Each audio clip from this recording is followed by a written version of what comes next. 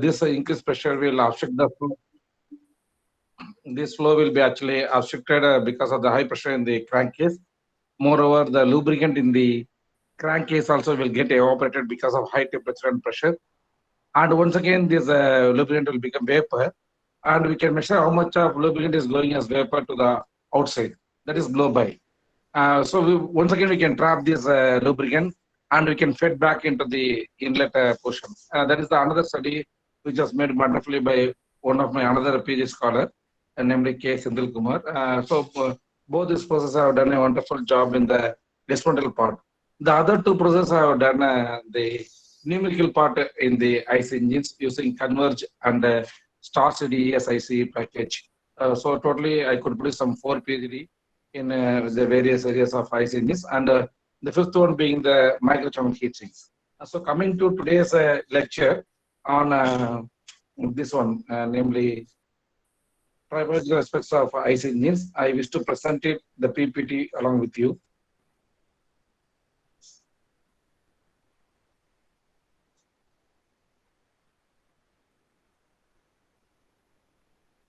I hope everyone is able to visualize the slide. Professor Chandrasekhar, whether it's possible to visualize the slide? No, sir, you have not shared, sir. Now it is being shared. Can you check it? I have shared from my laptop. Yeah, you have mentioned that. Okay, I will share. Okay, sir. Yeah. Please check it now. Yeah, sir. It's coming, sir. Yeah, It's getting I have not pressed the button. Yeah. Okay, sir. Fine, sir. Okay, thank you. Yeah. So today I want to discuss on the topic of one of my PhD scholar who has been graduated, and he has been recognized as one of the top scientists in the field of ICE engines from the Stanford University. He has made a lot of contribution to the ICE engines. I have graduated his PhD. His name is Professor Nanda Gopal from AICTE. And his topic on his PhD is, that is what I am going to share my knowledge about his PhD work with you. And this deals with the experimental investigations on performance evaluation and tribological studies of a biodiesel fueled combustion ignition engine. So for his analysis, he has then completed the experimental analysis. Apart from the performance analysis and the combustion and emission, he has also carried out the tribological studies of the biodiesel fueled combustion ignition engine. And this is my details. If you have any queries, you may also mail to me at thundil@gmail.com. In future, I will try to communicate if something is possible from my end. So coming to the introduction, biodiesel is nothing but a fuel which comprising of mono-alkyl esters of long-chain fatty acids derived from vegetable oils or animal fats. So this definition is as per the AICTE standard 6751. So as per this standard, biodiesel is defined as a fuel which will contain mono-alkyl esters. Everyone knows that the functional group of the ester is COO, and alkyl group may be either methyl, ethyl, or water maybe, or anything of long-chain fatty acids. So this is very, very important. It should be derived from the fatty acids. That fatty acids are available in the vegetable or animal oil. So if you are able to derive such thing, it's called the biodiesel. So this biodiesel can be either derived from edible oil or non-edible oil. Edible oil means the oil which can be utilized for having as a diet or food. For example, you can use the sunflower oil as for our food. Similarly, the peanut oil, soya bean, sesame, corn, coconut, rapeseed, rice bran, and palm. So these are the oils which are edible, which means they can be utilized for preparation of the food also. So in India, where we have more population and more comparatively a little bit more poverty, so we can our idea is not to use the edible oil for this ICE engines. So mostly we will try to, all the researchers will try to work on the non-edible oil of the non-edible oil for the ICE engines. So we can see a lot of non-edible oil also available, namely starting from I have listed only a few. Still there are many, but these are the very common things which are available for the non-edible oil. Namely the Pongamaya pinnata oil, or the seed. From that we can derive the oil. Similarly, jatropha, mahua, neem, rubber seed, jojoba, cotton seed, etc. So apart from this, we can also use the other oils, namely the castor oil and used cooking oil. So we can see a lot of number of papers are coming from the used cooking oil because they want to convert the waste into wealth. And beef tallow, animal fat. So these are the other types of oil where people are also trying to produce the biodiesel and they want to run their IC engines. Okay, that is the idea. And we can see, so we can't use directly the oil which has been derived from these edible oil or non-edible oil directly. We can't utilize. We have to undergo a process. Everybody who is working in the field of biodiesel will know about the process called as a trans-esterification. The process is called as a trans-esterification because we are going to transform it into a ester from the acid. That is called as a transfication to the ester state. That is the functional group will be for the ester will be COO. So if we are going to convert the given fatty acid into an ester group, then it becomes a what? It becomes eligible for being a biodiesel. That is the reason why the name is called as trans-esterification. We are going to transform into a ester. So we can see in the right hand side we are going to have this alkyl esters CH2COR1, CHOO-CR2, CH2COR3. So we can see this is nothing but the triglyceride. It's called it's derived from the glycerol and hence it is called the triglyceride. If I'm going to add the alcohol on the basis of on the presence of alkali, namely KOH, is called as alkali transfication. On the other hand, if I'm going to operate on the presence of a catalyst which is based on acid, it's called as acidic transfication. Some of the oil is enough to go for alkali transfication. Some of the oil we have to go for acidic transfication. Some of the oil may require both acidic and alkali according to the process what we want. So ultimately we want to reduce the huge viscosity and we also to have the more stability aspects. So based on this, we have to undergo the transesterification process. And this transesterification process have been influenced by many parameters, starting from the temperature at which it has been undergoing. So the reaction temperature, as I told, it depends upon the catalyst type, whether it's going to be base or an acid, and how much it is going to be there. That is the quantity. Then molar ratio of alcohol to vegetable oil. So we can see how much is the ratio of this alcohol to this vegetable oil. So this is the vegetable oil. How much alcohol I want to add? So what is the ratio? Based on that also, our yield will vary. This is our methyl ester will vary, and purity of reactants. So a very important thing is we should also have the reactants to be very pure. So for example, if I'm going to produce the methyl ester oil from this one, I may not be able to have the same quality in the next time also because of these varying parameters.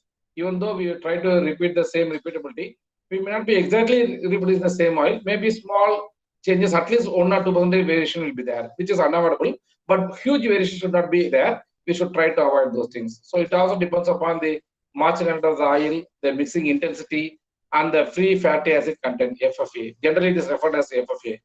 So here you can see these are the things which are available, and we can see if you want, I may share the chemistry part of this using.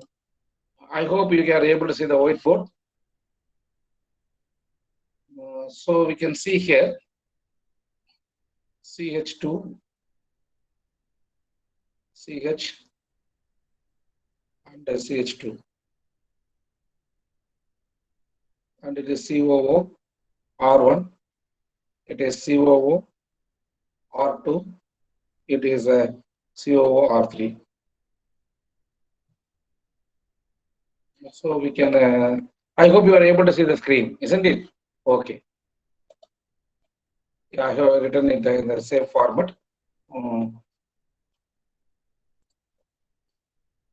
So we can see the carbon having this hydrogen can be written like this. This hydrogen, instead of like this, it can be written as H and H, which means this carbon has an valency of 4. Similarly, we can also see this bonding between the COH is nothing but acidic group. So that only we used to call as fatty acids. And this R1 is called as some alkyl group. This R2 is called as another alkyl group, and R3 is another alkyl group. Similarly, we can also say the valency of this carbon before 1, 2, 3 with another hydrogen. If I can replace this hydrogen like this, then I can remove this hydrogen. So the valency of carbon before. Similarly, for this carbon atom also we can have as HH. So actually, it is actually being derived from acid. COH is the first group of the acid, where the H ions or atoms, where the H ions or atoms are replaced by R1 and R2 and R3, which are nothing but the alkyl groups. The alkyls are generally referred to as methyl, ethyl, propyl, butyl, pentyl. Mostly it will be long chain fatty acids. So the chain will not be restricted to methyl ethyl. It will be a long chain fatty acids will be there. Now this is the normal content of the vegetable oil. Now I am going to mix with this the alcohol. The alcohol here is methanol. It is derived from the methane, CH4. CH4 is nothing but if I am going to have CH4, if I am going to have this hydrogen also. So if I am going to remove one hydrogen, it will become methyl. If I am going to add, if I am going to replace this hydrogen by a hydroxyl group, the hydroxyl group will be called as OH. So if I'm going to replace this hydroxyl group, then it will become methyl alcohol. So for one group, I need one methyl alcohol. For three groups, I need three methyl alcohol. So that only for this particular one, I want one thing. For this particular one, I want another one. So I am going to have this one. I can replace like this. So this ROH will be combined to form ROH. So this methyl group will be added to the R1. Similarly, if I am going to have another CH3OH, this methyl group will be added here and R2OH will be released. Similarly, if I am going to replace the third methyl alcohol, this R3 will be replaced by the methyl group. So finally, I will end up with the letter cell will remain same, CH2 COO. Instead of R1, I will replace it with CH3. And hence it's called as methyl ester. Now the product is called as what? Because it's methyl. So it's methyl ester, that particular oil name, oil. So we can see that. So that's what I can see. R1, COO. I have missing here C. Actually, C should be there. CH3, CH3, CH3. And now they become from triglycerides become a single equation. They become linear now. So R1, COO, CH3. R2, COO, CH3. Similarly, this one also R3, COO, CH3. So we can see this group have been formed, and the resultant part will be also the glycerol. So this is nothing but esterification where we are able to finally end up with methyl ester. Here CH3, I have missed the C here. So CH3 is nothing but methyl, CO is nothing but the ester. So we have the methyl ester for this particular oil. So I'll put in the bigger way. Yeah. So why we need to go for the tribological study? What motivates us, or what is the need for going for the tribological study for a biodiesel engine? It is a branch of mechanical science which deals with the application of wear, friction, and lubrication. So it's a very, very important branch, and always this branch has a more intensified need, especially in the field of ICE engines, because not only in ICE engines, especially, but it's most required here also, and namely the wear, friction, and lubrication. Because of the because of the friction between the solid material parts, it will undergo some friction. It will undergo some wear. Because of that, the wear debris will be there, and the components may not be able to work properly. In order to reduce the friction, we want to go for the lubrication. So all these terms are interrelated with each other. Because of friction, wear will happen. If I want to reduce the friction, I want to go for the lubrication. So because of the formation of the wear, because of the formation of the debris, this lubrication property will deteriorate. So how we are going to map between these three terms, namely wear, friction, and lubrication, indirectly is nothing but called as the tribology. So if there's a friction between two liquid layers, then it is called as the viscosity. If it's between the friction between two solid surfaces, then it will result in our friction, or ultimately it will on long thing it will undergo the wear characteristics. So when a solid surface interacts with the material and environment during relative motion, the reliability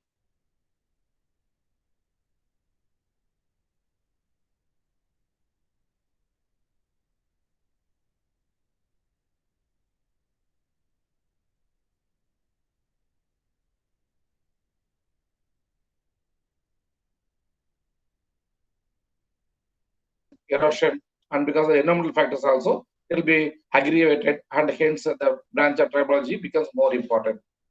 Then we want to study this one. For adaptation of any alternative fuel for regular usage in conventional engines for large scale application. So we want to know with the usage of the engine, usage of the fuel, whether if I am going to use the diesel, or if I want to replace the diesel with any biodiesel fuel. And if the wear rate is more in biodiesel, we have to take care of that only. That also, not only the performance and emission characteristics, we should not tell we are able to have better performance and better emission, but also we have to see what will be the durability, or how much it can able to withstand, or how good is the interest limit, how much it can work, or what is the lifetime of the engine can be predicted with the help of these tribological studies of ICTs. Especially, it is more needed for the biodiesel fuels. Okay. Then to assess the effect of different fuels on engine durability and performance. That's what I'm telling. Here we can use different fuels. Especially the fuel here meant of the petroleum diesel, or generally called as diesel, and the biodiesel fuel. Finally, to examine the critical condition of lubricating oil and its compatibility with the fuel being used in the engine. So you may wonder what this lubricating oil is going to do with the tribology. We want to examine the characteristics of lubricating oil. Means, what are the debris, or what are the tear parts which are coming from the cylinder liner, cylinder rings, and piston rings, even from the piston crown, and all these things will come and fall into the lubricating oil. So if I'm going to study the properties of the lubricating oil, I will definitely come to know what are the how much wear has happened, how much friction has induced this wear. All these tribological characteristics can be found out if I'm going to examine the properties of the lubricating oil, and whether it is compatible with the fuel being used in a particular engine. So definitely the need for tribology is always there, especially for this biodiesel fuel. So what are the things we are going to study, or what are the things we are going to cover under this tribological aspects are nothing but the wear and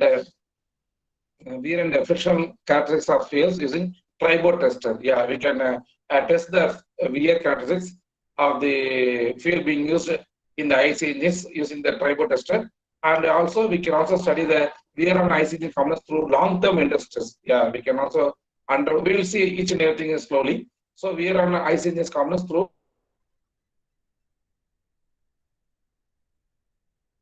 long-term industries. The third one is nothing but these are the short columns we are going to do. The third one is nothing but we are going to see on the liquid one in the lubricating oil. So we are going to do the condition monitoring of lubricating oil through long-term industries. This also we are also going to do long-term industries as a condition monitoring of lubricating oil. So also we are going to do the industries. So if you want to study the properties which are maintained in lubricating oil, then I am going to go by these methods, namely the atomic absorption spectrometers, shortly known as AIF, and electrically coupled plasma optical emission spectrometers, ICP-OES. So these are the various spectrometers method to know the amount of the foreign particles in the lubricating oil. Especially here, the foreign particles may be your iron, chromium, nickel, which are all the various components of these thing. Also the fuel dilution, because the fuel from the upper portion of the combustion chamber will leak into the lubricating oil as the combustion happens, or due to the durability. There will be the space between the cylinder and the liner will increase, and hence there's a chance for the fuel to get diluted into the lubricating oil. This process is called as fuel dilution. And because of this, its characteristics vary. If I want to study about each and every characteristics, I can go by different spectrometry method. The various spectrometers methods which are available, and what we have carried out are nothing but AAS, which is nothing but atomic absorption spectrometers, and inductively coupled plasma of optical emission spectrometers. Then the final thing also, we have also used X-ray fluorescence spectrometers. So these are with respect to the wear debris which can be monitored in the lubricating oil. On the other hand, we may also determine the viscosity, the density of the lubricating oil, the viscosity of the lubricating oil, the neutralization number, or the TBN, total base number, we can find out, and the moisture content of the lubricating oil, insolubles, how much of insolubles are available in the lubricating oil, how much of ash content is available inside this lubricating oil. All these things can be predicted with the help of these methodologies. So coming to the previous work, we have been carried out the work related to the biodiesel and with respect to performance emission as well as this tribological. I want to go a little faster because most of you may already undergo. We are given very important papers here for the literature. So we can see here compared studies of the performance and emission gases of biodiesel with different vegetable oils with diesel. So methyl esters of sunflower oil, rice bran oil, palm oil, jatropha oil, fungi oil, and waste cooking oil. So we can derive the biodiesel from sunflower. There are corresponding methyl esters, rice bran oil, palm oil, jatropha oil, fungi oil, and waste cooking oil. Generally, the biodiesels have lower thermal efficiency than the diesel fuel. And all of us will know what is the reason why the biodiesel have lower brake thermal efficiency, because their calorific value is not is comparable to diesel, but they are not equal to the diesel. They are always less than the calorific value of the biodiesel are always lesser than that of diesel, and hence the biodiesels have lower brake thermal efficiency. As well as when the efficiency is less, means what does it indirectly indicate, means for the same outcome it will consume more amount of fuel, and hence the brake specific fuel consumption will be high for all biodiesel. Generally, it will be varying from 0 to 18% higher than the normal diesel fuel. As well as we can find with the biodiesels, the NOx emissions will be always higher than the always higher for the biodiesels compared to the diesel fuel. And this also we know the reason, because the biodiesels have more oxygen content compared to the normal fuels, and hence one of the main aspects for the formation of NOx is the oxygen content of the fuel. And since it is more, we may expect more NOx emissions from the biodiesel. But all of us knows that NOx and the soot emissions are inversely proportional to each other, and hence the NOx increases, the soot emissions decrease, and hence we can find that 50% less soot emissions for all biodiesels. And coming to the second topic done by Sahu and Elam Das, we can see the combustion analysis of Jatropha, Karanja, and Palanja based biodiesel as fuel in the diesel engine. They also done only the combustion analysis. So they have taken the reading with respect to the peak pressure, heat release rate, and ignition delay, and they have varied the biodiesel in the ratio of 50 and 100%. So 20% of biodiesel is with respect to the total 100% of the diesel. That is 80% will be diesel, 20% will be the biodiesel. I hope everybody in the terminology in the biodiesel field will be knowing about what is B20, B50, and B100. 50% means 50% will be biodiesel and 50% will be petrol and diesel. And 100% biodiesel means there is no diesel at all. It is fully derived from the vegetable oil. Sorry for the interruption. I had a call. I'll come back to you within a minute.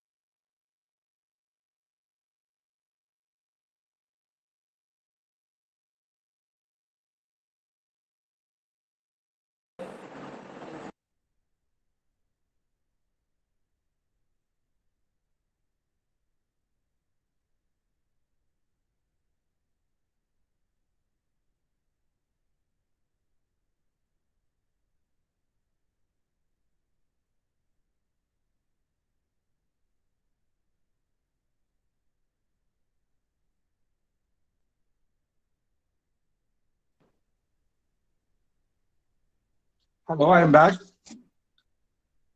Hello. Could you hear me? Yes, sir. Yeah, sorry for the inconvenience. Yeah. Actually, yeah, this one compressor analysis of Jatropha, Karanja, and Palanja based biodiesel as fuel in a diesel engine. They have only the engine combustion parameters, especially the peak pressure and the heat release rate. As well as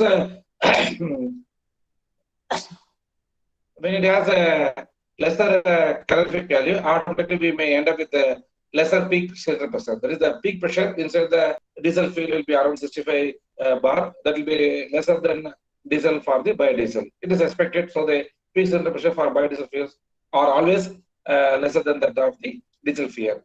As well as we can see that shorter ignition delay for Jatropha biodiesel. That is, the ignition delay is shorter. for this particular jet for biodiesel. That is from 4.2 degree to 5.9. All of us know the ignition delay is the time lag between the introduction of the fuel and the actual start of the combustion, or the first flash which occurs. So this is the duration between which, this is the duration called the ignition delay. This ignition delay is a starter for this jet for biodiesel. The maximum heat release rate of biodiesel and best were lower than diesel. It's automatically is well understood. Definitely it should be lower because it has low calorific value, and hence the heat release rate also will be lesser than that of the diesel or petroleum diesel. I will be using this term. Either I will be using diesel or petroleum diesel. Both indicate diesel only. If I'm going to use biodiesel, it's called as any SS of any vegetable oils. But generally, if I'm going to use a diesel or petroleum diesel, it indicates only the diesel fuel, 100% diesel fuel. So now only we are slowly entering into the tribological aspects of the biodiesel fuel, namely Avinash Kumar Agarwal, Dr. Avinash Kumar Agarwal from IIT Kanpur. He has done enormous work, and his literature has been cited by almost all the authors who are working in the field of biodiesel, and he has done a lot of work in this field. So we also have taken his work as the reference, and we have tried and inbuilt similar things in our institution also. So we can see the experimental illustrations of the effect of biodiesel utilization on lubricating oil tribology in diesel engines. So he was the person who has published the work during the year 2005 itself. So he has compared the 100% diesel with and linseed oil methyl ester. As well as he has taken a B20 fuel and compared the diesel and the biodiesel. The biodiesel is B20. And he has used two similar single cylinder water cooled diesel engines. So he has taken two engines, both are single cylinder only, and both are water cooled only. Both are of the same capacity only. One engine I am going to fire with a pure complete diesel, 100% diesel. Another thing I am going to run with the B20. I am going to do the entrance test for 5 to 12 hours of operation. Then I am going to study the lubricating oil properties. I am going to study the wear characteristics using the various methodology we have told, and they are going to compare what is the outcome of those. So this is a very interesting paper. So they have carried out the long-term interest test for 5 to 12 hours. Amounts of variable possible contaminants such as wear debris, resinous compounds, oxidation products, and moisture content of lubricating oil drawn from biodiesel fuel engine were analyzed and compared with the complete 100% diesel fuel engine. Lubricating oil life, lubricating oil life was found to be longer for biodiesel engine, and provided the condition of engine parts in biodiesel engine was in better form. So they found that lubricating oil was found to be longer for biodiesel engine. So it's better for the biodiesel, like that they have shown.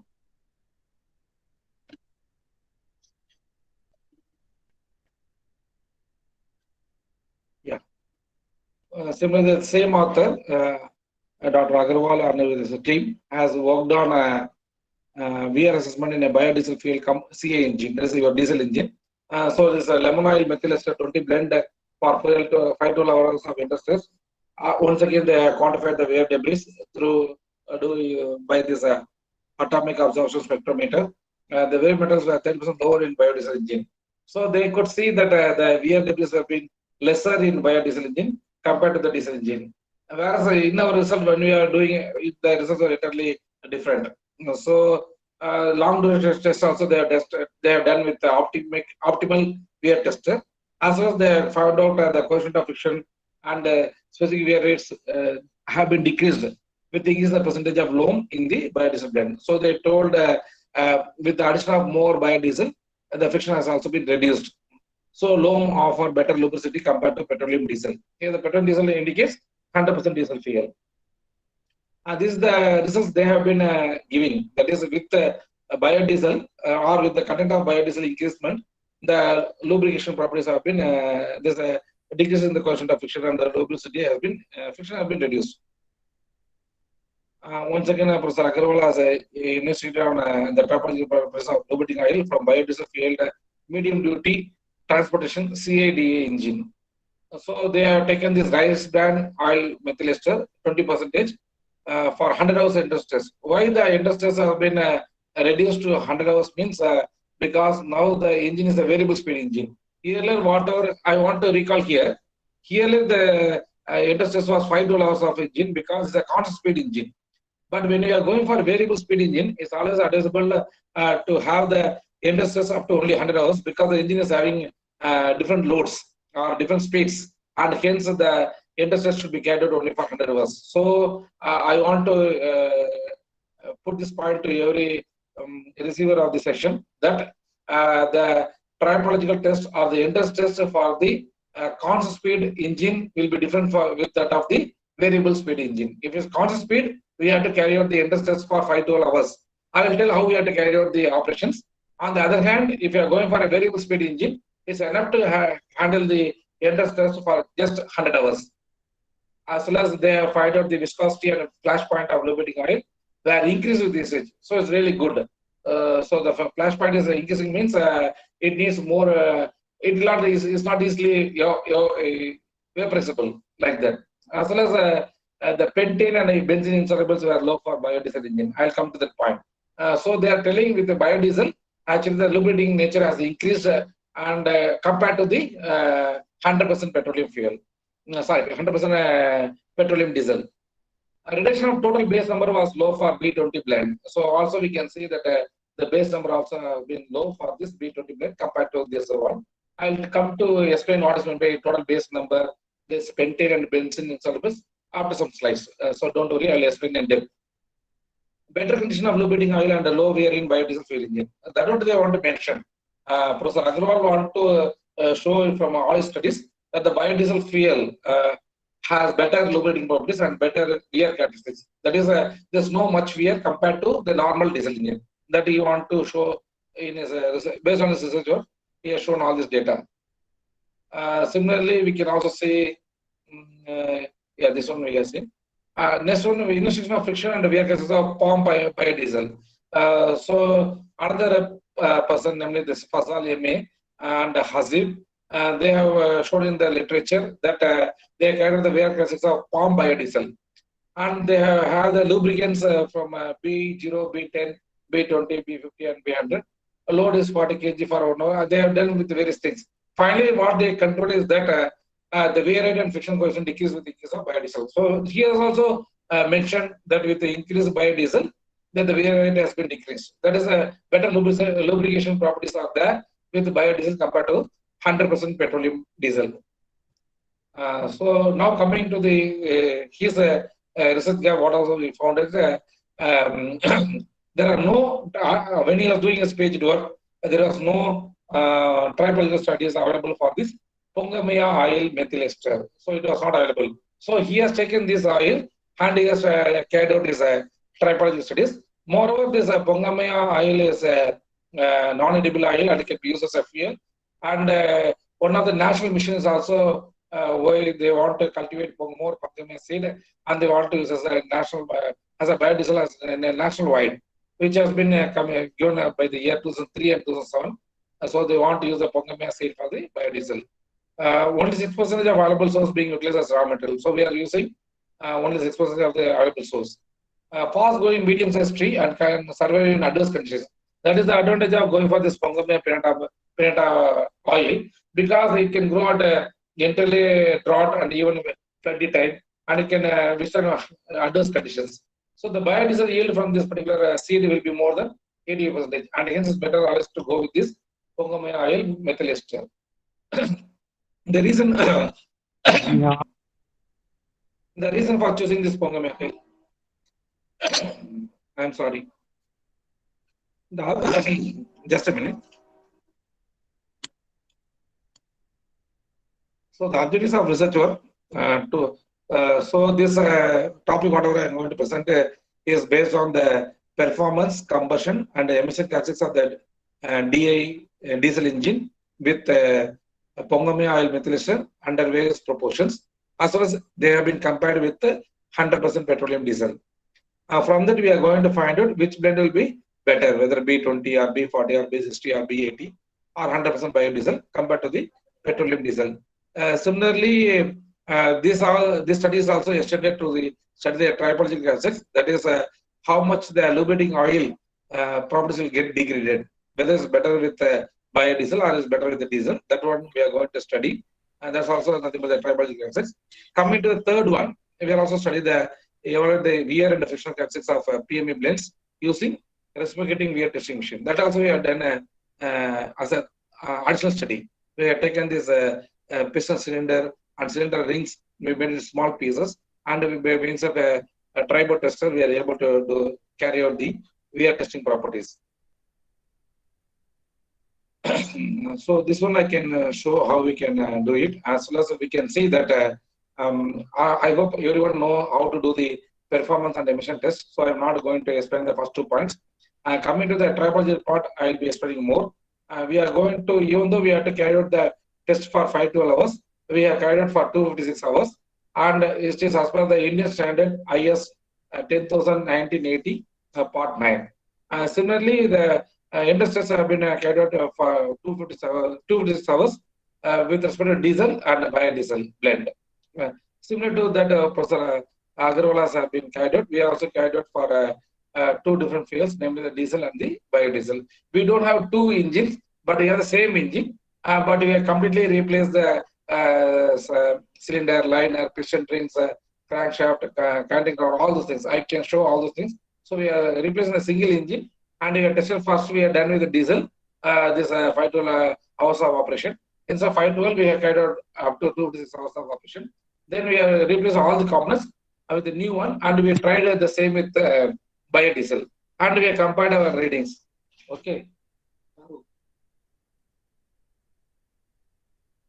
Methodology: collecting the lubricating oil samples from the engine after 48 hours of regular interval for various tribological studies. Actually, when you are going to carry out this tribological studies, for example, I will tell you like this: you take a new engine with a new cylinder, piston rings, compression rings, canting rod, crankshaft, crankcase, all you assume it will be new. Then you load the diesel fuel. Then what you do means, let us say it's a Kirloskar engine. I will tell what is the type of engine. It's a Kirloskar engine, and it's a constant speed engine, and it's going to run for, let us assume it is running for 48 hours.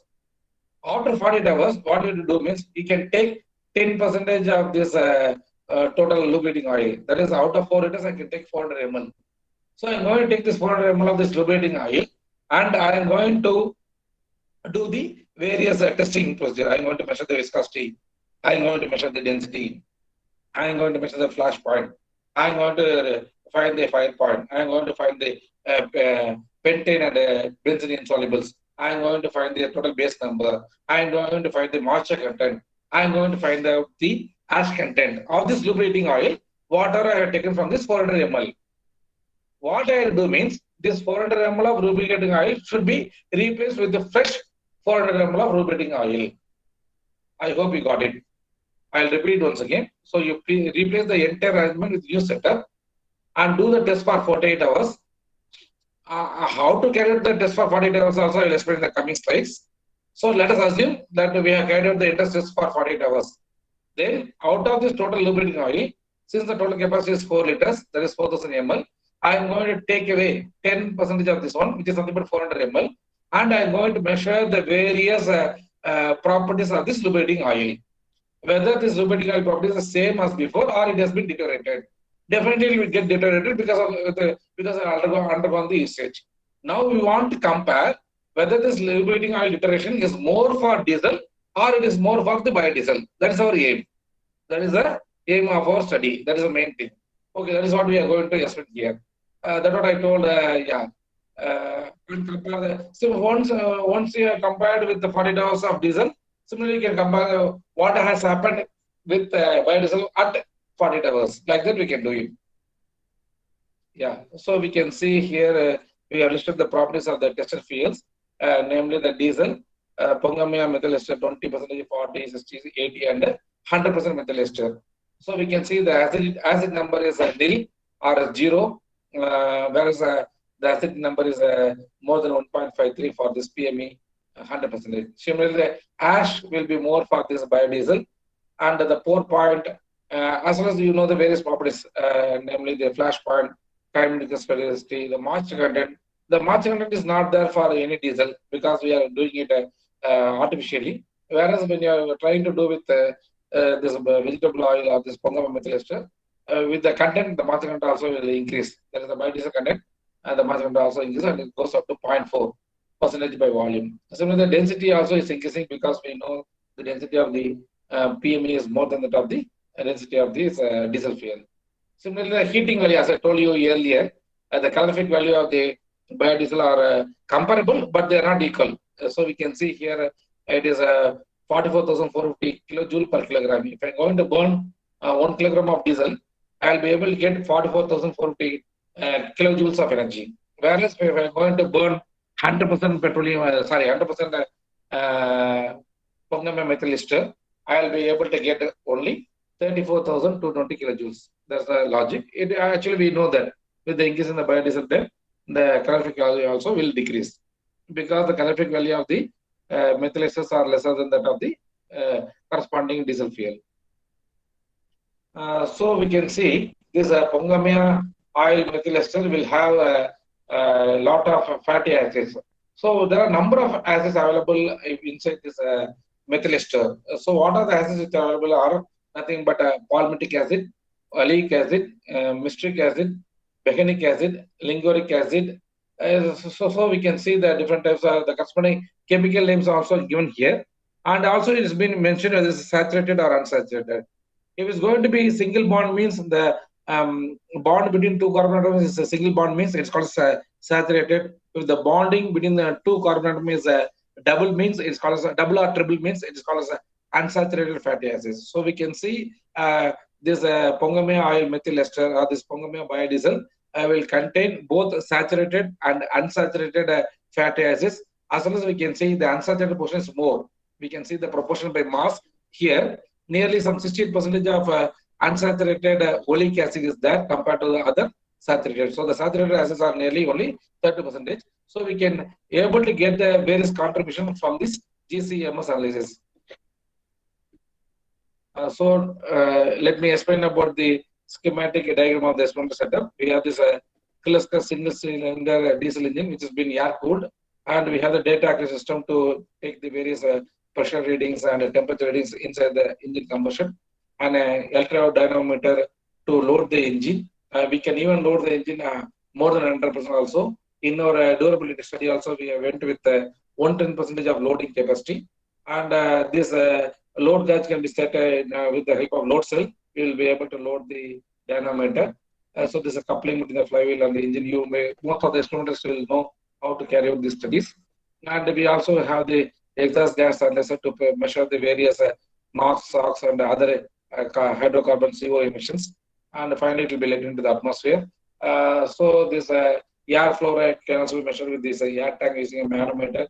Even though this is a standard thing which is still utilized in almost every place. So we can also go with the standard thing. As well as the burette may be placed for the flow rate of the fuel. As well as we will be able to measure the lubricating oil temperature. We have put a thermocouple to the crankcase and we are able to find the temperature of the lubricating oil. So one more point is that whenever after 48 hours of operation, not even 42 hours of operation, I can tell after 16 hours of operation, what you have to do means we have to stop the engine. I will explain regarding this 48 hours of operation. Totally, we had to carry out for 5 hours of operation. But in our study, we have carried out only up to 2 to 6 hours of operation. Out of which, after every 48 hours of operation, we have to check the properties of the lubricants. But the engine should not be stopped it should not be stopped at least for continuous 16 hours. So you should continuously run the engine for minimum 16 hours. You should not stop before 16 hours. That is the concept. Okay. So if I, for example, if I stop the engine for something by 12 hours or 13 hours, then entirely you have to repeat the experiment from the start of the thing. So you should be very careful. Whenever you are going to start an engine, you should never stop the engine for at least 16 hours.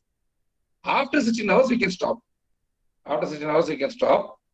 But when you can restart the engine means, once again you can start the engine means, Once again, this lubricating oil temperature will rise from 60 to 70 degree. You have to allow sufficient time so that once again this lubricating oil will come back to its normal room temperature. Then only you have to start the engine. So I'll repeat this point. Every after 48 hours of operation, we are going to collect the lubricating oil samples and we are going to do the various tests. But when even carrying out this 48 hours of operation, for the first 16, for every 16 hours only, you have to stop the engine. You should not stop the engine in between. That is the first point. After 16 hours of operation, for example, after 16 hours is over, I have stopped the engine. Now, when I can start the engine means you have to wait for some time such that the lubricating oil temperature may rise to 60 degree or 70 degree. It has come back to the normal room temperature. Once it reaches the room temperature, you can once again start the engine, but it should not be started for another 16 hours. I hope you got it. Okay. So this is regarding to the lubricating oil temperature. Similarly, the exhaust gas temperature may also be measured if you want to have for some other purpose, but it's not generally required. So this is the essential facilities what we have carried out in our VAT, the various arrangements available. So coming to the engine specification, it's a Kirloskar engine and it's a single cylinder naturally aspirated engine, 4-stroke, so there's no turbocharger or something, and it is also naturally aspirated, 4-stroke vertical CA engine, CADA engine, and I hope this parameters everyone knows. And the power is 4.4 kilowatt at a constant speed. That is very important, 1500 RPM. So the injection timing is the fuel will be injected 23 degree before the piston is going to reach the top center. And the injection process is manual or mechanical. It is around 200 bar. It is not CRDA. And the cooling is air cooling. After the lubricating oil used is SAE 20W40. So this is nothing but the normal lubricant which is used in the diesel engine. So what are the equipments which have been used for carrying the various performance evaluation are to measure the torque, we are going to have the brake with a torque controller. Fuel flow can be obtained from the standard burette apparatus. Exhaust gas temperature can be get from A-type thermocouple. And the various 5 gas can be analyzed with Hariba, Mexa, 584L exhaust gas analyzer. Smoke also can be obtained by AVL smoke meter. In-cylinder pressure is obtained by Kistler pressure sensor. The corresponding one is indicated here. Similarly, the crank angle measurement, we have to plot a P theta. So in order to measure the theta, we are going with the rotary crank encoder. And the combustion analysis has been carried out with the help of AVL, Indica, Micra to measure the heat release rate, etc. So I will explain here more about this industries. As I told, for every 48 hours, we are going to do this collect the samples and you are going to find the properties of the lubricating oil. But the test should not be stopped for first 16 hours, for every 16 hours. Okay. So we can see how we are going to load it. For the first 4 hours, you have to load 100%. Even for the out of the first 4 hours, the first 30 minutes, that is half an hour, should be the warm-up period. Then it should go for the loading of 100% of 4 hours.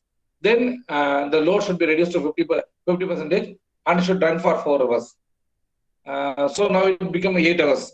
Once again, you have to increase the load from 50% to 110% for 1 hour. It's not more than 1 hour, it's for 1 hour. Then once again, you have to reduce the load from 110% to no load, that is idling, for half an hour. Once again, we have to increase the load from 0% load to 100% load for 3 hours. After 3 hours, once again, you have to reduce to 50% of load for next 3.5 hours. This has been given by the IS 10,1980 Industry Test Standard Course, which is given by the Indian Standard Course. So based on this code only, we have to apply. We should not apply the engine for a constant load or full load or no load. It is as per the standard given from the Indian Standard Course. We have followed the same thing. So the engine should run for 16 cycles. Why it is made for 16 cycles means 16 into 16 will give 5 12 hours of operation. One cycle is for 16 hours. So 16 into 16 will become what? It will become, I hope, it will be 256 hours. It will be, yeah, like that. But generally, we can go up to 5 12 hours of operation also. But now we are able to find a reasonably good answer with the 256 hours of operation. And then the study has been limited to 256 hours. But I will generally recommend you to go with 5 12 hours of operation. Okay. Each cycle of 16 hours continuous running at the rate of speed. Total running hours is 22 to 6 hours, and lubricating oil sample should be collected after every 48 hours of running time. That is 400 ml. The fuels used are diesel and PME 20. We have not compared with the 40, 60, 80 or 100 because PME 20 and 100% diesel are more or less same properties, and hence we are compared with the PME 20. Here, even though we have mentioned as a diesel and PME blend, but we are not taken for all the blends. We are taken only for PME 20.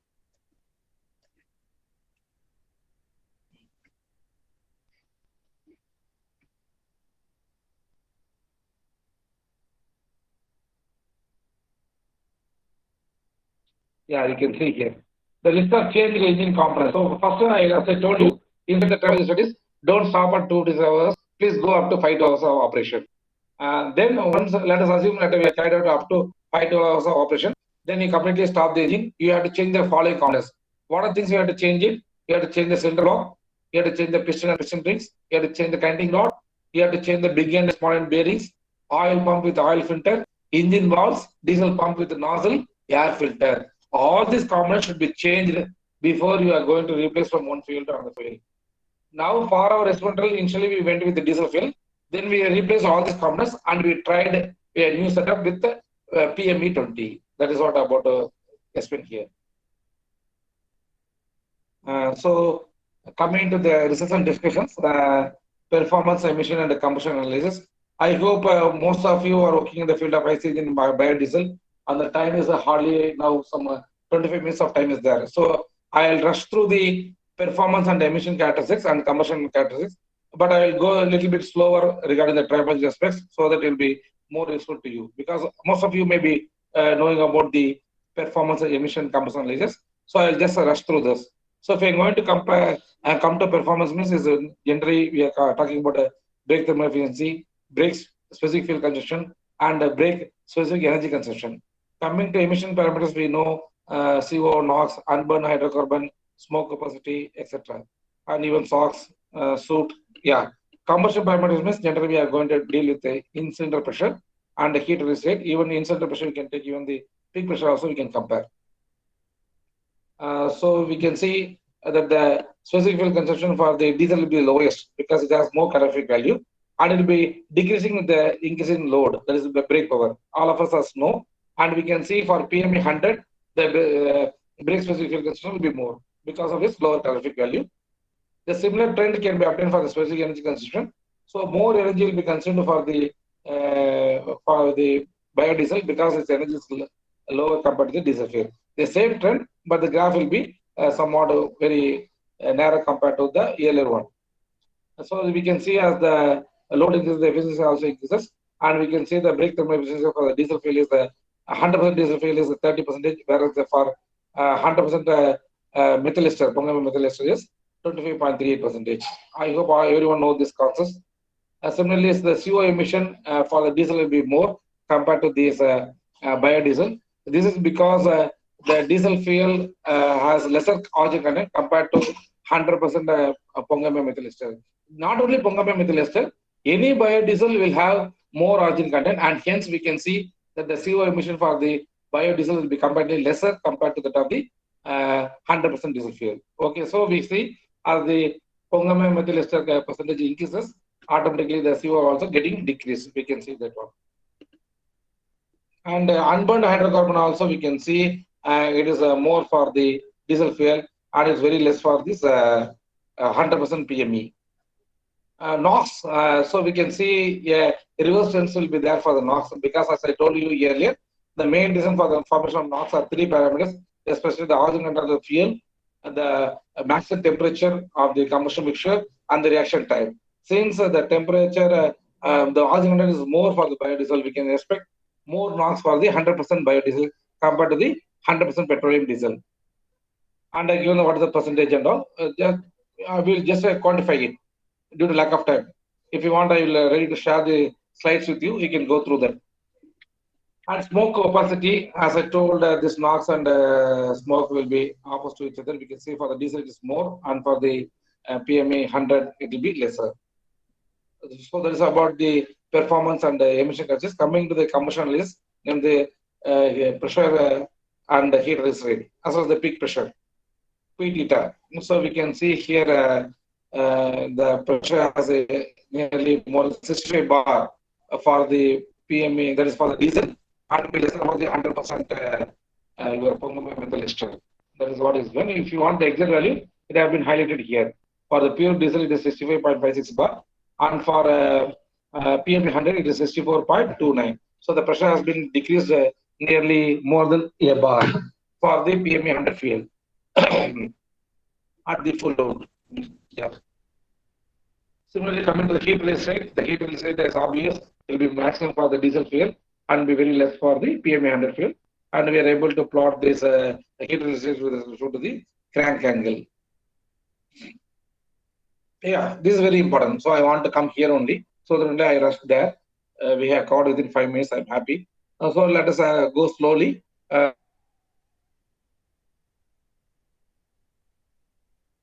To explain more in detail about the typology analysis of this biodiesel fuel. This condition, so we can see after 48 hours, when I removed 400 ml of this lubricating oil, I had to replace with fresh 400 ml of lubricating oil. Yeah, fresh oil should be replaced. Okay, I hope you got it. So totally I have 4 liters of lubricating oil, ASI 20, that particular specification oil. Then out of which I am going to remove 400 ml for my test after 48 hours. Then what I had to do means I had replaced this water I removed with the fresh good lubricating oil. Then I had to run the engine for another 48 hours. So after 96 hours, after second cycle, I had to once again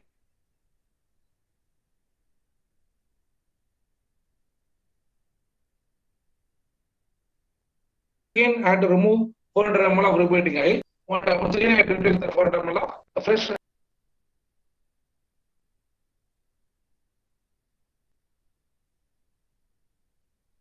these various properties as I mentioned earlier, like your petty and business solubles, density, viscous, every sizes, as well as the real vital components.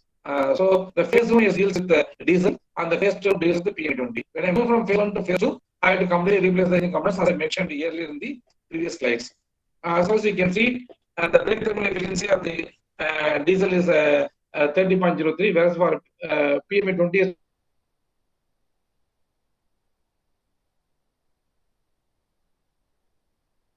29.1.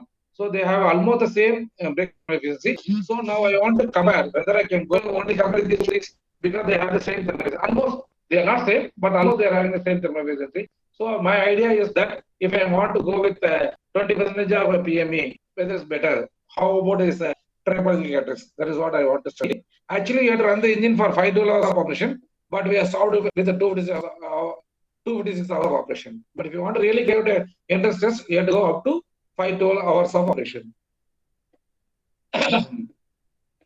So how we are going to measure the kinematic viscosity after 40 hours means by means of reduced viscometer as per this ASTM D445 method, and purposes for criterion for replacing lubricating oil. So we can see the lubricating oil viscosity will goes on decreases, and after a particular value should not, this lubricating oil should not be replaced or should not be used. So we want to know whether the lubricating oil has a characteristics to undergo the test or not. So that is what we are going to measure with the help of reduced viscometer. Similarly, we are going to measure the density.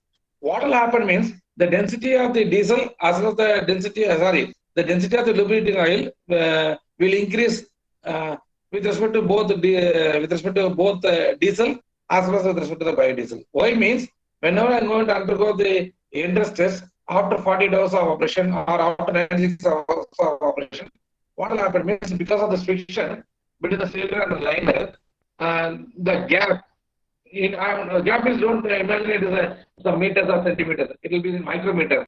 So this micrometer gap will increase, and hence what will happen means the fuel from the fuel and the gas mixture in the combustion chamber will leak into the lubricating oil mixture, as well as the debris, that is the small iron content, nickel content, chromium content, will fall into this lubricating oil, and hence its density will increase. The density of the lubricating oil will increase for both diesel fuel engine as well as for PME20 fuel.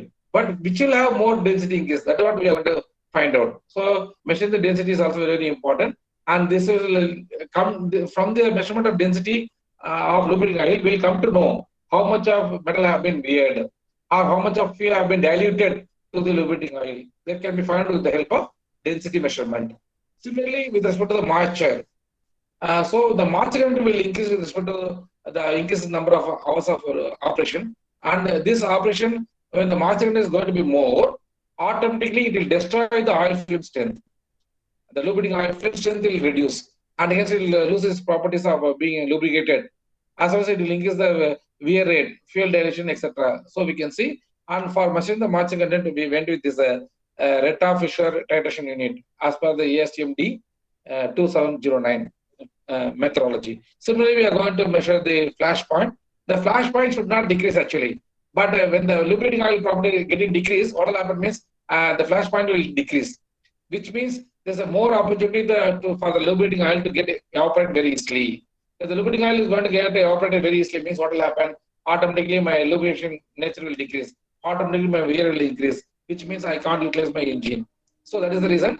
So automatically, this flash point should not decrease, but definitely it will decrease with for both diesel and biodiesel. And we are going to measure with respect to Penske Martin apparatus. Similarly, we are going to measure the ash content. So the ash content will let us know how much of non-carbonious material will be there and how much amount of abrasive foreign particles will be there using this ash content. Similarly, we will be able to find out the pentane and benzene insolubility. I told I will explain this concept what is meant by pentane and benzene insolubility. So for example, I will take some ml of lubricating oil, and I will put this lubricating oil into pentane solution. Pentane is nothing but C5H12 solution.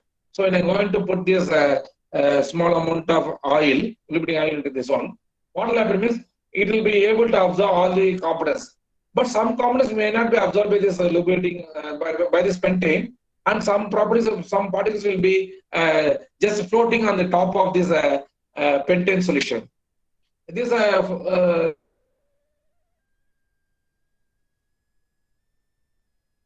these debris which are floating on the top of this solution can be removed by the method of filtration. Just like a filter, you can know this one, and you can find how much amount of pentane insolubles are there.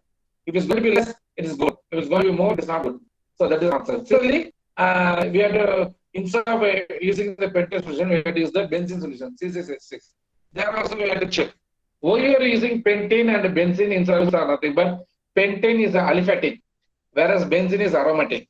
So when you want to check, we want to know both linear type of components as well as cyclic change of components, insoluble components, how much are they? So definitely we have to do both the pentane insolubles and benzene insolubles. And finally, we want to check the total base number. Actually, this base number should not decrease. It should be retained, but auto means it trying to decrease. And hence, we want to measure this alkaline nature also. Alkaline, how much it is alkaline, how much it has a basic character. So that can be measured with the help of total base number. It should not decrease, but it will decrease. But how much it will decrease at a lesser rate, that is a better fuel. Okay, so that can be obtained by means of this TBN cell, what I was given here in this PPT. So this whatever I have shown from the point number 1 to 7. These are nothing but I am going to carry out with the help of the lubricating oil. It's a liquid, and I'm going to continuously monitor for after every 48 hours. That is what I want to mention here. We are coming to the second topic, namely the wear debris analysis. There I'm going to find out the wear rate. Wear means what? There's because of friction, the small metals which are associated with the cylinder liner, piston rings, compression rings, even the nozzles, even the valves, it may get deteriorated, and from there may be some wear will be happening. So if I want to know what are these materials, then this material may be either iron, chromium, aluminum, I have repeated chromium twice here, copper, magnesium, nickel, zinc, and lead. So these are the various metal elements which may be formed or which may be deteriorated from the engine and their components. And this can be obtained with the help of wear debris analysis, especially called as ICP OES. The ICP OES is nothing but a inductive coupled plasma optical emission spectrometer. By this method, we'll be able to find out the wear rate, how much of metal have been removed from the various components of the engine. Similarly, by means of another spectrometry method, namely FTIR, which is nothing but a Fourier transform infrared spectroscopy, we'll be able to find the fuel dilution. What is the fuel dilution? The fuel in the upper side of the combustion chamber will move into the lubricating oil region in the crankcase because of space increase between the cylinder and the liner. So this is called as the fuel dilution. And water level also will increase. Similarly, the sulfate level also will increase. That can be found with the help of FTR spectrometer. Similarly, ferrography, that is a method and the corresponding device is DR ferrograph to find the microscopic particle behavior. Small iron particle also we can find out. So if I'm going to find out these metal properties, solid properties in the lubricant oil, then it's nothing but a wear debris services. This should also be carried out for every 48 hours. Coming to the last one, wear measurement of wide engine components. So now we have seen about the individual components like iron, copper, chromium, etc. Now what we can do means after carrying out this entire 5 to 12 hours of operation or 2 to 6 hours of operation, now we can take your cylinder block, take it to the surface profilometer, find out the wear rate. This cannot be done after every 48 hours. This can be done only after 5 to 12 hours of operation or 2 to 6 hours of operation. So after 5 to 12 hours of operation, you take this cylinder block, take it to the surface reference measurement. Then you find, you can see that it will be almost smooth. Actually, it should have hornings. Why this horning should be there means then only there will be lubrication between this cylinder and the liner. But this hornings will be reduced and we can find a smooth surface, which means it's undergone the wear. So that is the main need of this surface profilometer for measuring the surface roughness of this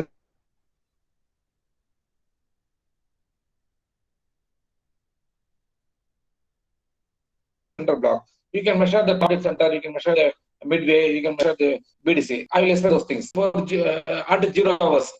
Similarly, you have to measure the weight of the pistonrings after 5 hours. It will reduce, which means the piston ring has deteriorated, has undergone wear. So you can be easily got by means of a mathematical method, by means of weighing balance.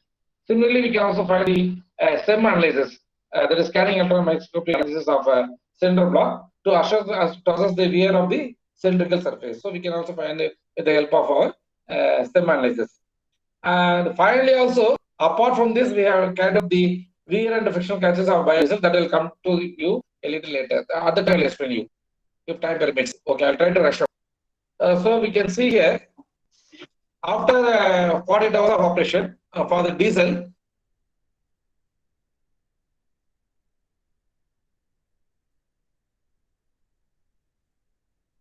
I am going to take this carbon capacity. As I told, with naturally even for cars, you can see after every 3 months of run our car, whenever we are going for the servicing, they will be changing our engine oil and the lubricating oil because this viscosity interval will decrease. So better you reduce the oil. So that is the reason. So here also the viscosity will reduce, and we can see here the carbon viscosity of the diesel engine is what? Higher compared to what? This is the PME 20. Both is decreasing, but still diesel fuel is better than what? This biodiesel. This is being taken at 25 degrees Celsius. Similarly, if I'm going to heat this lubricant oil, which I have collected after 48 hours, to 100 degree, then I am going to measure the viscosity. Definitely, because of the increasing temperature, my viscosity have been dropped from nearly 140 to approximately 100. So you can say for the diesel fuel. Similarly, for the biodiesel also it has been decreased. Definitely, it is obvious because with the increase in temperature, the viscosity will reduce. You may wondering, why sir you have heated the oil and you find out the carbon viscosity at 100 degree? Because the engine may not be operating at 25 degrees Celsius. It may even operate at 60 degrees, 70 degrees. The temperature of the lubricating oil, I am telling. I am not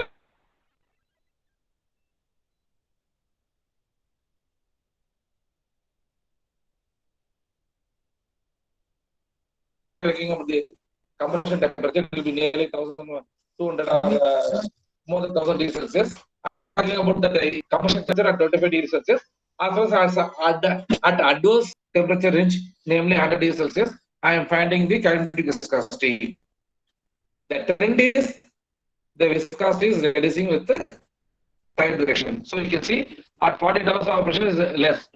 At 96 hours of operation still is lesser. Yeah, it is obvious. So after 2 days of operation, still it has been reduced. So we can see that the viscosity has been decreased for both petroleum diesel and this biodiesel. That's what I have indicated here. I hope you can see the values. Since the density of lubricant, whether it will increase or decrease, definitely increase. Why the density will increase? Because the debris, the other metals, the fuel dilution, the moisture content, all these things will come to the lubricating oil, and hence the particles will make the density to increase. Here also we can see I have given wrongly. Actually, this black color should be generally for diesel, and red color for should be for generally the PM20. That's what we are using. But here I replace the fonts, so don't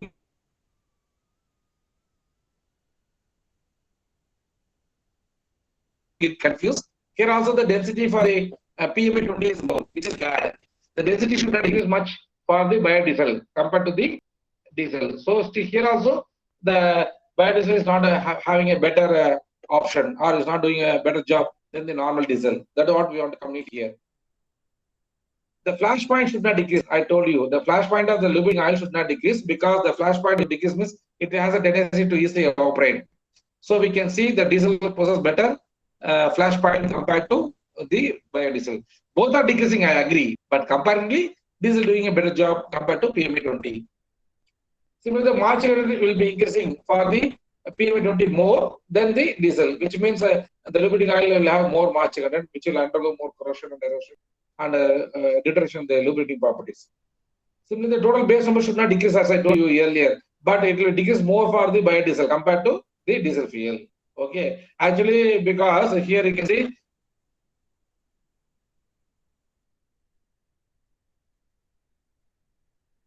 the lubricants ability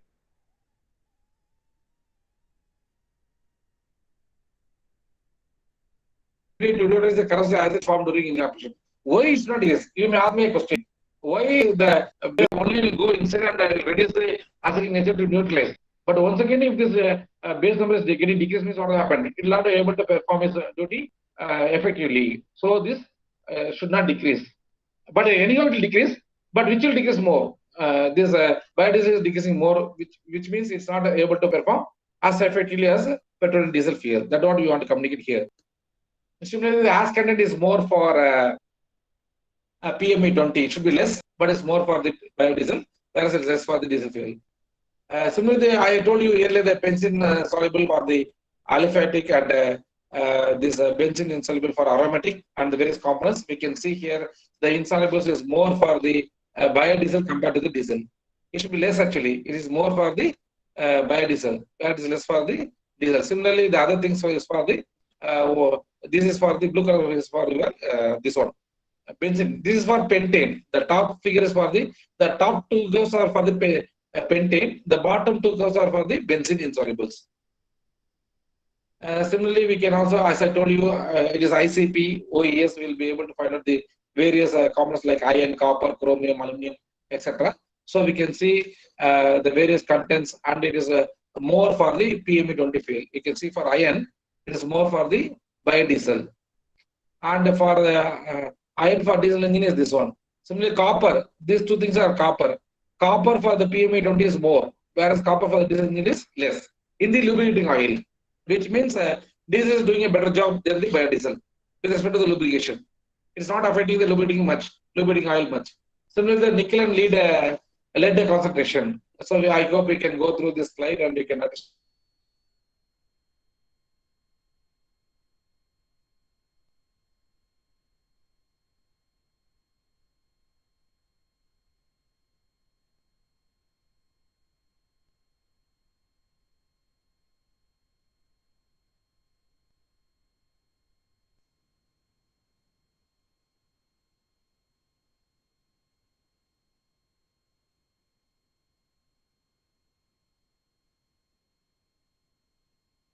Also, it's available open literature. So I'm ready to share with these things with you. So we can see during one, we can see here the weight loss for the PM20 is more, nearly some 3.9 percentage, whereas for the diesel engine is hardly some 1.2 percentage. Similarly, combustion ring 2, 3, always we can see the wear rate is, or the weight loss is more for the biodiesel engine, the fuel engine compared to the diesel fuel engine. Even the oil drinks have a weight loss of 10% compared to for the Pongal methyl ester 20 blend compared to the 100% diesel fuel. So we want to measure the surface roughness. So the surface roughness used to quantify the deviation of real surface from its ideal form. So how much is going to deviate? So this can be calculated only after 256 hours of operation or 512 hours of operation when you are going to dismantle it. After dismantle only we can do this one. As well as we can measure the various terms like surface roughness, root mean square roughness. Actually, there should be some honing surface before I am going to have. Before also I have to measure the surface roughness. After 512 hours of operation also I have to measure the surface roughness. But only after means after 512 hours of operation it becomes very smooth, which means it will loses its honing, which means it will loses the characters to bring down the lubrication through the honing surface. That is what I want to mention here. And here I can see that surface parameters of center block. When I'm going to use the diesel, when it's going to be fresh cylinder, that is at 0 hours of operation, what are the things? After 5 hours of operation, what are the things? Actually, here whatever we are given is with respect to 256 hours of operation. The same thing you can calculate for 5 hours of operation. We can see there are two sides where the piston is moving from BDC to the TDC. At one time, it will be called the thrust side, and another side is called the anti-thrust side. Generally, when you are undergoing compression, it's called the thrust side, and whenever you are undergoing the expansion, is called the anti-thrust side. So both the time we have to measure the surface parameters, and we can see which is more. And we are given this surface parameters of the various cylinder blocks, and you can go through these slides. As I told, we can also do the same analysis. Clearly, I can show in the slides there are honing surface textures are seen in the cylinder. In the cylinder arrangement,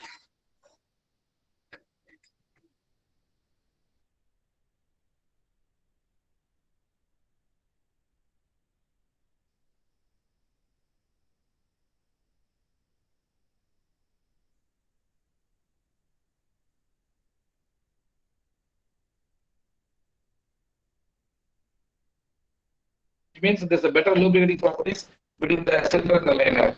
Whereas after 5 hours of operation, here in my case, it is 5 hours of operation, it becomes more smooth. So we can see that what is happening before and after 5 hours of operation, and that it losing its honing surfaces. So we can see this is the case for the condition of piston before and after the industries. So this is how the piston will look like. And the piston crown, we can see here for petrol and diesel, the carbon content is less, whereas PME 20 will be more, as well the ash content will be more. The carbon deposit will be more on the PME 20 operated engine. As I told you, we can also go for the Fourier transform infrared analysis to measure the various ingredients in that. So by the peak shoot values, we can find what is the more content in that. Okay. So we have almost completed this part. I will take 2 more minutes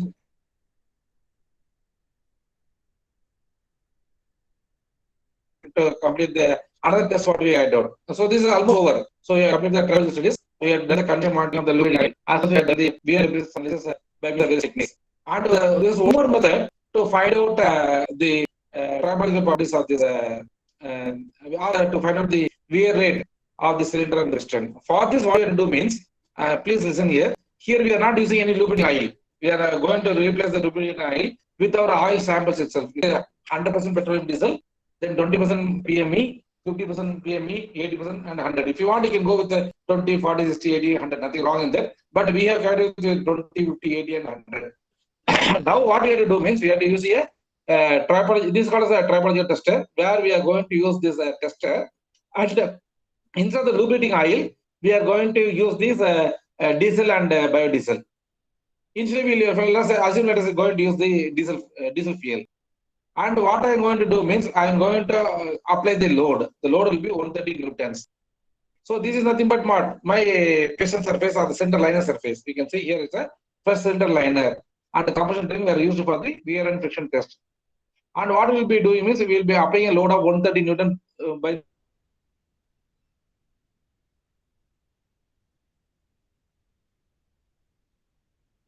this arrangement, and we will be operating at 100 degrees Celsius. And the oxygen frequency is 10 for 120 minutes of operation. The stroke length is for 40 minutes. Then after this 120 minutes, we take this the center liner now combustion train. Once again, we go and test in the scanning electron microscope and other things what I told you to measure the coefficient of friction and death. Similarly, I am now after doing this test once again replace this cylinder with a new cylinder. Then you try to replace with the PME20. It's not actually the best method because it's not actually replicating the real scenario, working scenario. Because for lubricating oil, we are not using any diesel or biodiesel. But simply we are carrying we are testing mechanism with respect to diesel and biodiesel. It has also been cited in the literature. So we have carried out. So we can see that for diesel, it is the friction coefficient is more. Whereas when you are doing this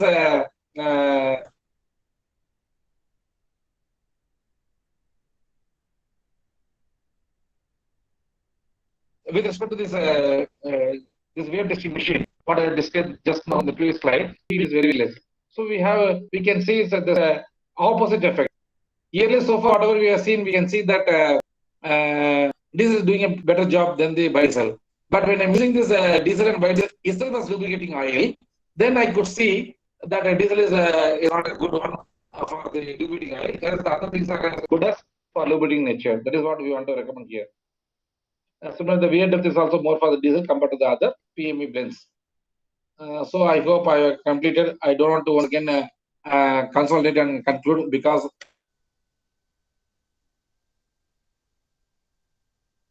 I hope you may be hearing me for the last 1.5 hours session. Almost included. Yeah. So what is other Pongame oil ester and the long-term industries can be carried out at various injection timing, compression ratio and pressure, etc. All the things we can do it. Yeah. So these are the journals which have been published by him. Yeah. Fine. Yeah, I hope I have completed. And now I may be able to answer you some of the questions. If I am unable to answer you, I will come back to you and answer you. Participants, any questions? Professor has completed his Share presentation. you some questions from your side.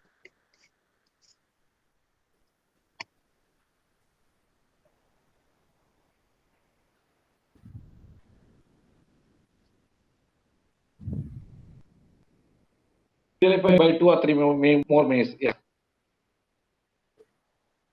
Sir, we are going by schedule, sir. Nothing wrong. Okay. Yeah. That's fine. Yeah. If you have any question, I'm ready to answer. Otherwise, even posting some questions, I'm ready to answer them offline also. So far, nobody has posted any question. I could not say anything in the chat box. Okay, sir. If there are no questions, we can end the session. Thank you, sir. Okay, I thank thank you very, very much, wonderful, very all wonderful the session. as well as the coordinators and okay, sir. Thank you, sir.